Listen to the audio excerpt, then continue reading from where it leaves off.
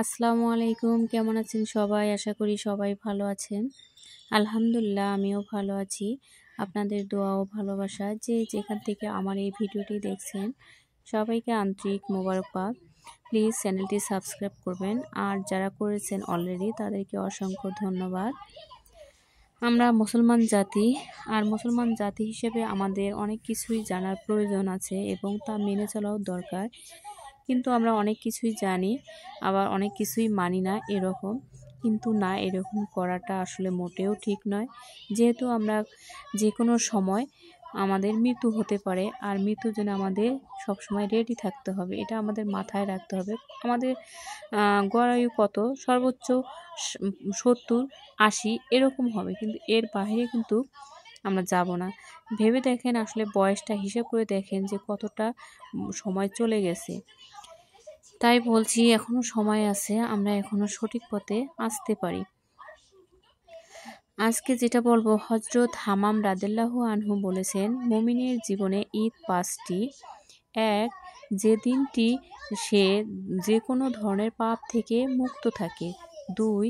যেদিন সে দুনিয়া থেকে ঈমান অক্ষুণ্ণ রেখে আখিরাতের পথে পা বাড়াতে সমর্থ হবে। 3. যেদিন সে নিরাপদে পুলসিরাত পাড়ি দিতে পারবে। 4.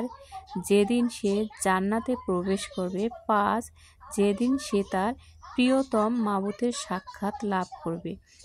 তাহলে আমরা যেটা আশা করি সবসময়, যে আমাদের মাবুদের সঙ্গে দেখা হবে। আর মাবুদের সঙ্গে দেখা করতে গেলেও আমাদের কি প্রয়োজন আছে? অবশ্যই ভালো আমলের প্রয়োজন আছে। যেমন ভালো পড়াশোনা না করে ভালো রেজাল্ট করা আদৌ সম্ভব নয়। আমরা দেখুন, একটু ভালো রেজাল্ট করার জন্য, ভালো পদে যাওয়ার জন্য, ভালো জায়গায় প্রতিষ্ঠিত হওয়ার জন্য আমরা কতই না পরিশ্রম করি। দেখুন, এই পরিশ্রমের 3 ভাগের 1 ভাগ আল্লাহর জন্য করেন, দেখবেন যে আমাদের ভাগ্যটা খুলে গেছে। কিন্তু আমরা এই জিনিসগুলোই বোঝার চেষ্টা করি না। দুনিয়া তো একটা মরা লাশের সাথে তুলনা করা হয়েছে। আসলে আমরা এই মরা লাশের পিছনে আর কতদিন ঘুরবো?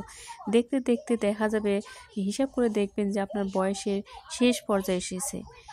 দেখেন কোন দিক দিয়ে যে আপনার সময়টা চলে গেছে আপনি নিজেও বুঝতে পারেননি। দেখতে দেখতে আপনার মাথার কালো চুলগুলো সাদা হয়ে গেছে, আবার গায়ের যে টাইট ফিট চামড়াটা ছিল সেটা ঢিলা হয়ে গেছে। আপনি মুখের দিকে তাকিয়ে দেখেন যে আপনি কী রকম ছিলেন। সবাই ভালো থাকেন। আল্লাহ।